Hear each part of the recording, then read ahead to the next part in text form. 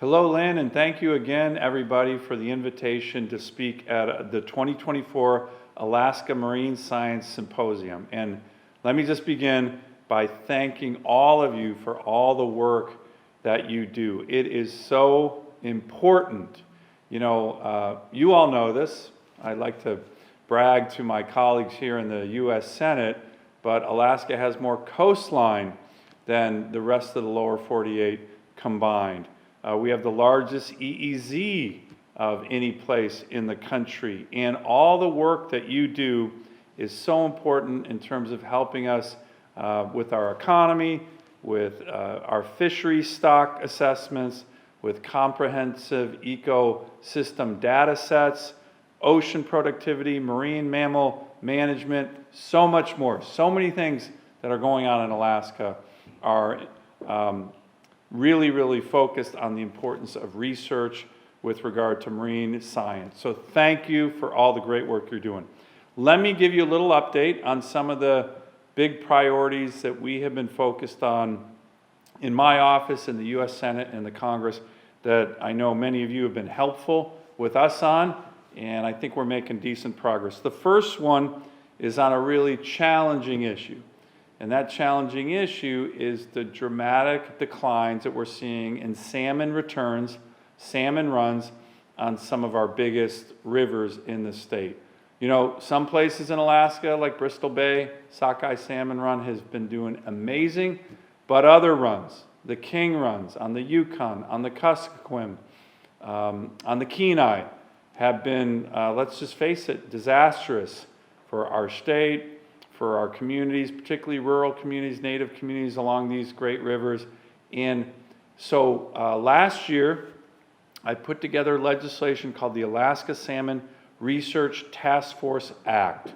It was signed into law at the end of, actually at the end of 2022 and implemented this past year in 2023. And Alaskans are getting to work on this. We have 19 Alaskans that are part of this task force. The whole idea is to bring the best minds, state, federal, university, native, tribal experts on what is happening, what are the causes to these big, dramatic, really terrible declines in some of our great salmon species on some of our great rivers. So the task force is focused on this. They're also looking at areas where federal dollars have not been sufficient. This is a big area, again, in terms of salmon, because the federal government does a lot of science and research in the area of fisheries out in the big ocean where they manage those harvests. That's the council system. But they don't do a lot of salmon research out in the high seas. So that's an area, a gap in research that we think my legislation is going to address. So stay tuned on that. We literally have all the key stakeholders, the best minds, trying to get to this issue. We want abundant salmon stocks for our entire state, and we're hopeful that with this Alaska Salmon Task Force Act and the implementation of it, with so many smart Alaskans on it, we're going to get to answers that are very important. The next area is something I've been focused on is the research funding that is critical for the alga bloom research.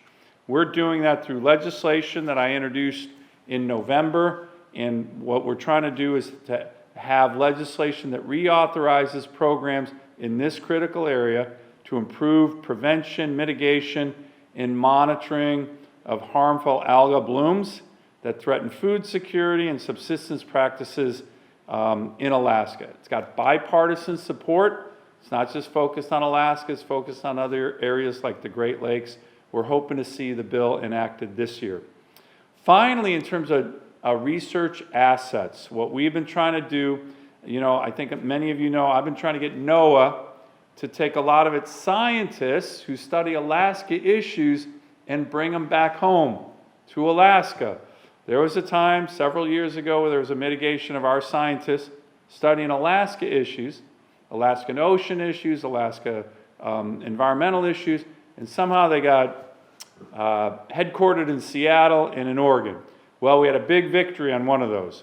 We finally, after many years and building of a new port complex, got the NOAA Fairweather, the research vessel that's supposed to be in Ketchikan, back home ported in Ketchikan. That is great news. We'll have at least 50 crew members now living in Ketchikan. There'll be a research base there when the NOAA Fairweather takes off in terms of research all over the state. It will be home ported now, back in our state, not in the lower 48 where it was never supposed to be. Secondly, as many of you know, my Save Our Seas 2.0 legislation was passed 2 years ago. That's the most comprehensive ocean cleanup legislation in the history of the country.